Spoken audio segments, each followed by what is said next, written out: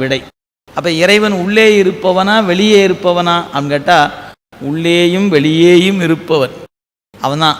ஆனால் உள்ளத்தில் இருப்பதனால அவன் அறிந்திருப்பான். எனவே பக்குவம் ஆன பிறகு தாமதமாக வருவதற்கு அவன் ஒருபோதும் அப்படி வருபவன் அல்ல. இறை எப்படிப்பட்டதுங்க? பக்குவமான வினாடி முன்னே வந்து நின்றுடுவான். அப்போ நான் எனக்கு இன்னும் குருநாதர் கிடைக்கல, நான் இன்னும் உபதேசம் வாங்கலை அப்படின்னு என்ன அர்த்தம்? என் அறிவு இன்னும் பக்குவம் ஆகவில்லைன்னு அர்த்தம்.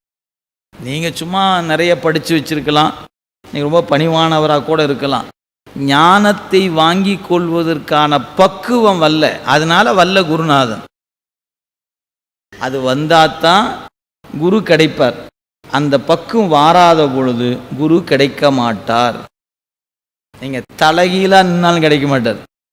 நான் வச்சு நீங்கள் இதுக்கெல்லாம் சில வரலாறுகளை படித்து பார்க்கணும்.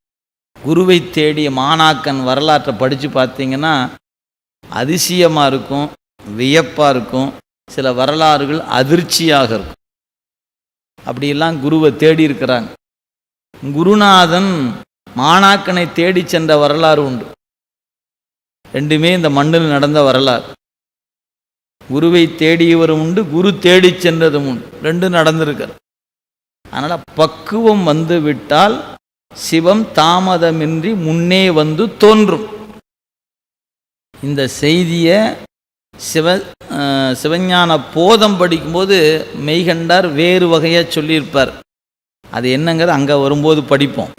அங்கே சொல்லியிருக்கிறார் மட்டும் நினைவில் வைத்து கொள்ளுங்க. அங்கே வந்து பார்ப்போம். அடுத்த குறட்பா 43.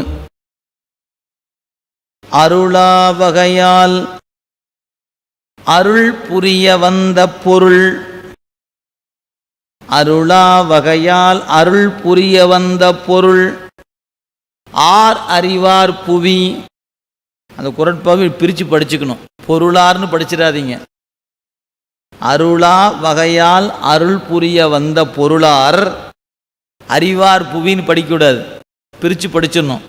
அருளா வகையால் அருள் புரிய வந்த பொருள் ஆர் அறிவார் புவி.